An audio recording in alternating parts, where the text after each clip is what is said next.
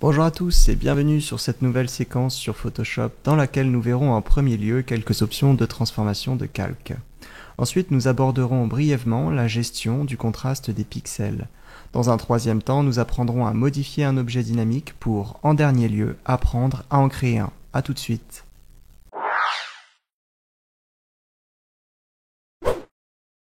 Pour créer des transformations sur Photoshop, rendez-vous d'abord sur votre calque, puis appuyez sur CTRL plus T. Ici, nous voyons que ces deux calques sont liés car il y a un effet sur ce calque qui me permet de laisser transparaître légèrement le paysage à l'arrière-plan des vitres.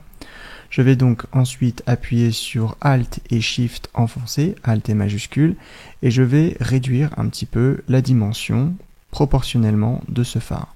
Je vois que si je l'implante ainsi sur cette cheminée d'usine, elle n'est pas encore dans la bonne perspective. Effectivement, il faudrait que celle-ci soit un petit peu plus en contre-plongée vers l'arrière du paysage. Je vais donc réappuyer sur CTRL-T pour faire apparaître le cadre de transformation, puis je vais faire un clic droit. Sur ce clic droit, je vais choisir l'option Perspective. Je vais donc ensuite me rendre sur un des coins de l'image et légèrement créer une perspective à l'intérieur de cette image. Je vais donc ensuite valider et si je désire ensuite remodifier un petit peu cette transformation, je peux créer une légère homothétie de cette manière afin de pouvoir redimensionner ce phare de manière à ce qu'il soit le plus possible dans la bonne perspective. Je vais donc réaliser cette opération jusqu'à ce que mon phare corresponde à la perspective que je désire employer ici. Voilà, le phare me semble être dans une perspective qui sera convenable, je ne vais pas pouvoir avoir beaucoup mieux avec cette image, je vais donc essayer plutôt d'enlever cette partie. Voilà, le résultat est terminé. Nous avons bien réussi à faire joindre la perspective du premier bâtiment à ce nouveau bâtiment qui est collé dessus.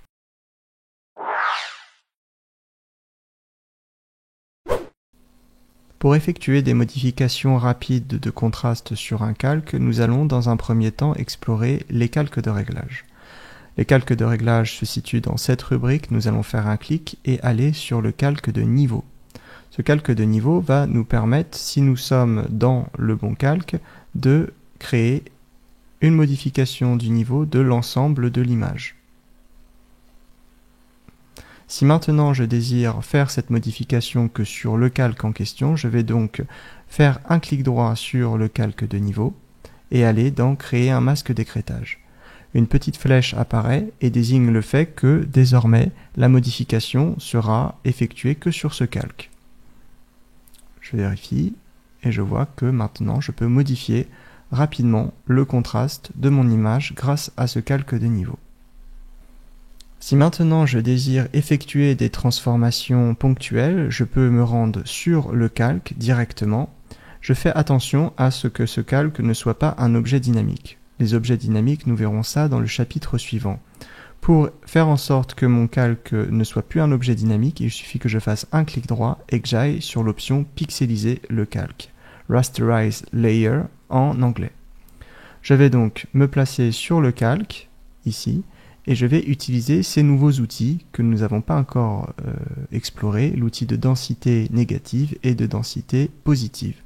Négative permet d'éclaircir l'image et positive permet d'assombrir les pixels de l'image. Je vais donc choisir d'éclaircir un petit peu cette image. Je vais me rendre sur les tons moyens. Vous voyez que je peux modifier les tons foncés et les tons clairs.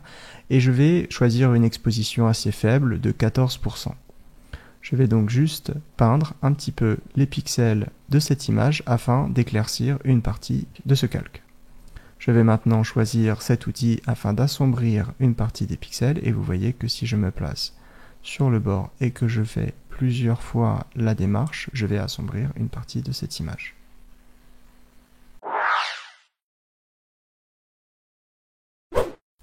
Les objets dynamiques sont des calques comme celui-ci qui comporte un icône spécifique qui contiennent les données d'images pixelisées ou vectorielles comme les fichiers Photoshop ou Illustrator. Ils conservent le contenu source des images avec toutes leurs caractéristiques d'origine, vous permettant ainsi d'apporter des modifications non destructrices au calque. Alors, qu'est-ce qu'on entend par non destructrice? Par exemple, si j'utilise la gomme, vous voyez qu'il m'interdit de pouvoir utiliser la gomme sur ce calque en premier lieu. Si maintenant je veux essayer de dessiner sur ce calque, vous voyez que aussi je ne peux pas dessiner sur ce calque. Alors, quelle modification je peux faire? Je peux par exemple créer des calques de réglage, je peux aussi créer des filtres dynamiques que nous verrons plus tard, mais je peux surtout transformer ce calque et par exemple le mettre en perspective comme c'est le cas sur cette image. Alors, comment maintenant on modifie un objet dynamique? Nous allons donc double-cliquer sur ce petit icône et vous voyez que nous rentrons dans un fichier externe. Ce fichier externe n'est plus un PSD mais un PSB. Alors normalement quand vous double-cliquez sur cette icône, vous avez un petit message d'erreur qui va apparaître, enfin un avertissement plutôt, qui vous dit que toutes les modifications que vous allez apporter à ce fichier PSB affecteront le fichier PSD. Donc en gros, elles seront visibles sur le fichier PSD. Donc nous allons faire une modification très simple, nous allons masquer ce premier calque et afficher ce nouveau calque. Vous voyez qu'il s'agit d'un plan et d'une interface utilisateur. Je vais simplement maintenant faire un CTRL S pour sauvegarder ce fichier. Donc j'ai sauvegardé le fichier PSB ici. Et je vais ensuite me rendre sur le fichier PSD ici. Et vous voyez que ma modification a été apportée.